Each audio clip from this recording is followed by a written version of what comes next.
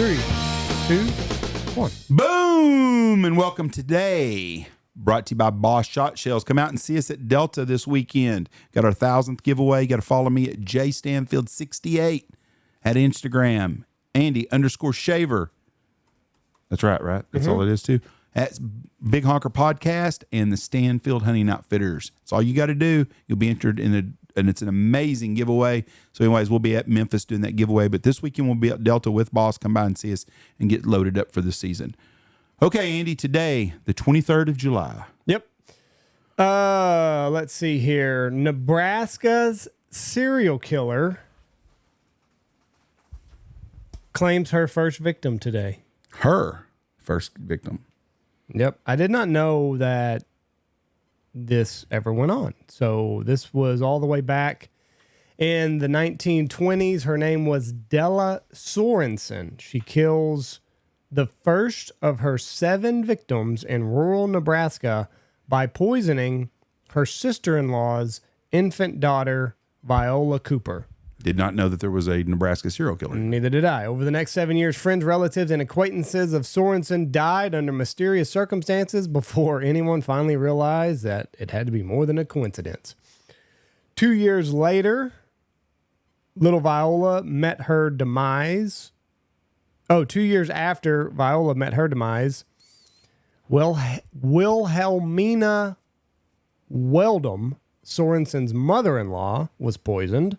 Sorensen then went after her own family, killing her daughter, Minnie, and her husband, Joe, over a 2-week period in September.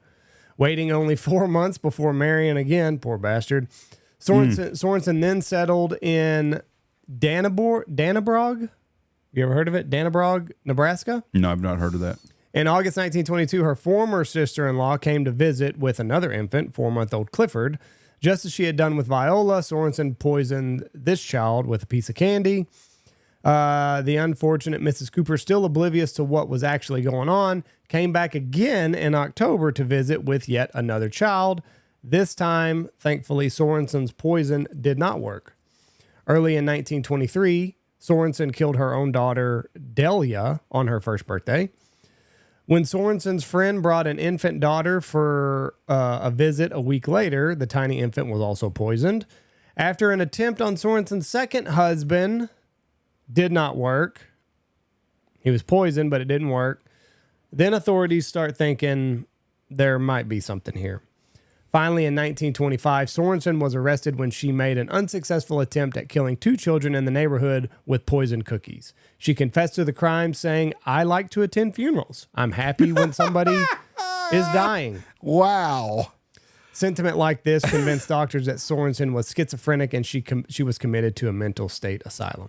Why? Just put her to sleep. Do the world, save some money. I mean, she's terrible. That's interesting. Yeah, so I did not know that this went on in tiny Nebraska. Also today, a little bit of news. We have Miss America. She resigns over nude photos. Oh, and she's a fucking hottie, too. Vanessa Williams. Yep. Vanessa Williams. On July 23rd, 1984, 21-year-old Vanessa Williams gives up her Miss America title as Penthouse magazine announces their plans to publish nude photos of the beauty queen in its September issue. She could have been Miss Stanfield. She was a beautiful lady. Williams originally made history on September 17th, 1983. She didn't even get to hold it a year. When she became the first black woman to win the Miss America crown. Miss New Jersey, Suzette Charles, the first runner-up and also African-American, assumed Williams' tiara for the 2 months that remained on her reign. So, poor Vanessa. You know, that sucks. I mean, you had it for 9 months and then Penthouse is like, hey, guess what? We got this. The Miss America pageant prides itself in protecting a wholesome, positive image of women.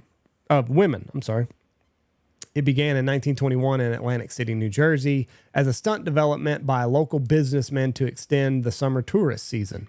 In 1945, the Miss America organization handed out its first scholarship. Today, Miss America hands out over $45 million each year in cash and tuition assistance to contestants on the national, state, and local levels. In 1954, the competition was broadcast live for the first time. Beginning in the 1980s, contestants were required to have a social platform such as drunk driving prevention, AIDS awareness. Miss America winners now travel an estimated 20,000 miles a month for speaking engagements and public appearances. In 2006, following the decline in TV ratings, the pageant moved from Atlantic City for the first time in its history and took place in Vegas, where Miss America was crowned in January instead of September. Vanessa Williams did rebound from this, and Very well. She went on to become an actress, a recording artist, and she has performed on Broadway. Rick Fox's wife, too. He played for the Lakers. Oh, God, I didn't know that. So, a little bit of stuff going on. Okay, my guy that was born today was born in 1965. He is 59 years old. He was born in Hampstead, London. Okay. And What year was he born? 65. Okay. But he was raised in a small suburb town, Stoke-on-Trent, until the age of 6 years old when he moved to L.A. to be reunited with his mother. Okay, I'm listening. His government name, Saul Hudson. He was born in 65? Yep. His mother was an African-American fashion designer, and his father, Anthony Hudson, is an English artist. They have... Oh, it's going to be Lenny Kravitz. No. Okay. No. Oh, shit. Anyway, he stays in London with his dad, and then he, at the age of 6, they go to be reunited. His mother had left to be a fashion designer in L.A. Okay. You got to give me some more hints. You didn't give me nothing. I don't know people's mom and dad. So he's 3 years older than me. Mm-hmm. So he's 61 now. He's an actor? No, he's a musician. A musician. His first band was formed in 1979 with his friend Steven Adler. Oh, is it Slash? It's Slash. Yeah, because he was half black and half white. He is. That's what I was trying to go by. I was thinking Lenny Kravitz's mom, she was the lady on the Jeffersons. I don't know about that. She is. She was married to Tom. So, but I think in real life she was married to a black guy, but on the Jeffersons it was a black and white couple. That's his mom. So, anyways, right. Yeah, Slash, great guitarist. Yep, Slash started his first band, and then he gets June 1985. Slash was asked by Axl Rose and Izzy Stradlin to join their new band, Guns N' Roses, along with Duff McKagan. The greatest rock and roll band if they'd just done more music. Steven Adler replacing founding members Tracy Guns, Old Bike, and Rob Gardner. So they were Guns N' Roses because there was an actual Guns at one time in there. I guess so. That poor fucker, he got out at the wrong time. Mm-hmm. They played Los Angeles area nightclubs such as Whiskey A Go-Go, the Roxy, and the Troubadour, and opened for larger acts throughout 1985 and 1986.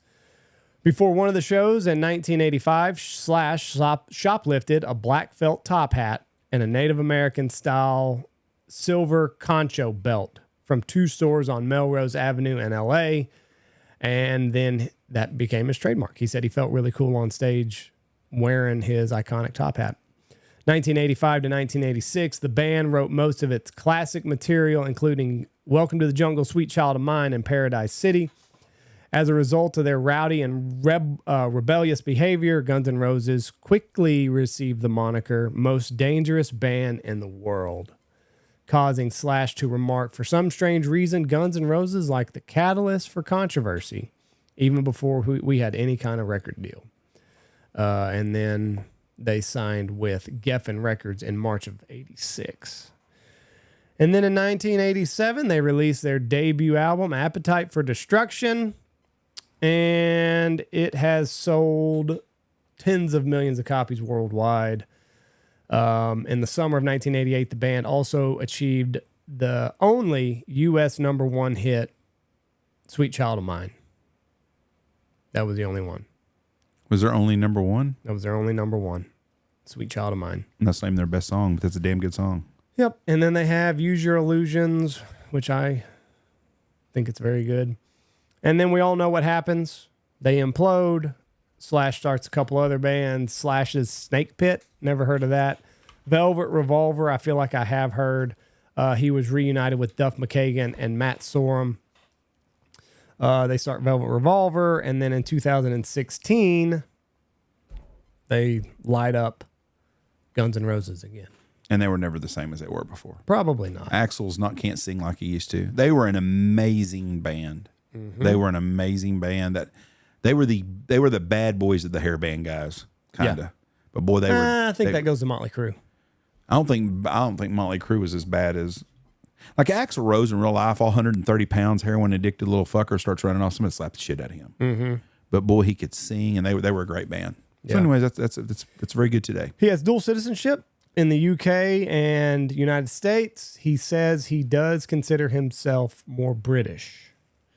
I have a very strong feelings about my British heritage. Yada yada yada. He was diagnosed in 2001 at the age of 35 with cardiomyopathy, a form of congestive heart failure. Originally, he was given 6 days to 6 weeks to live. He survived through intense physical therapy, and he has a defibrillator implanted in there. 2009, following his mother's death, he quit smoking. She died of lung cancer. And he has been married several times. 1985, Slash and Axl were charged with a felony statutory rape after Rose had sex with a 15-year-old girl in the recording studio. Both went into hiding to avoid police, and charges were dropped several weeks later due to lack of evidence, and the accuser later dropped charges after Rose apologized to her. Slash was arrested in July 1999 for allegedly assaulting his then-girlfriend. He has over 100 guitars, totaling close to $2 million in what they're worth. He prefers the Les Paul. They all do. Yeah, that's what he likes. So anyway, been married several times. As you can imagine, he was married to model actress Renee Surin and Marina Del Rey. They divorced 5 years later. He's married again in 2001 to Perla Farah. I have no idea who them women are. And then anyway, he gets 2 kids from them. And probably they weren't ugly, I promise you. No, probably not. So that's Slash. Okay, person that died today is a member of the 27-year-old club. Chris Farley. No, he's 33, actually. He's not in it. It's a female. Amy Winehouse. It is Amy Winehouse. Today she died from, I think it was an overdose. Yeah, she did. Her big song was Rehab. Isn't that ironic? It's kind of ironic, but yeah, she was 27-year-old. She was 27 years old whenever she passed away, joining the 27-year-old club of Jimi Hendrix, Janis Joplin, Jim Morrison, Kurt Cobain, Brian Jones, and the list goes on and on and on. Other than Rehab, I really didn't know anything about her. I've heard that song before, but yeah, alcohol poisoning at her Camden Square apartment in London.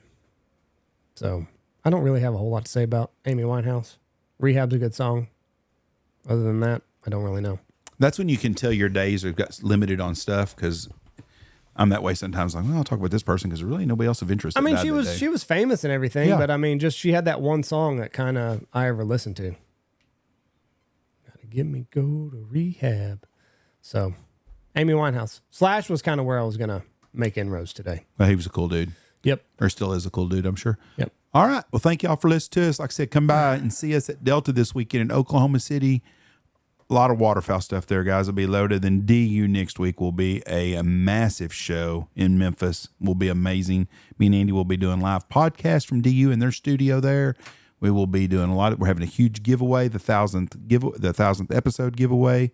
1,000th episode will be coming out right before then. The release of the first family of waterfowl comes out next week. July 29th. July 29th is a new episode Tuesday of the before. first family of waterfowl. So check us out. We're going to release 4 episodes.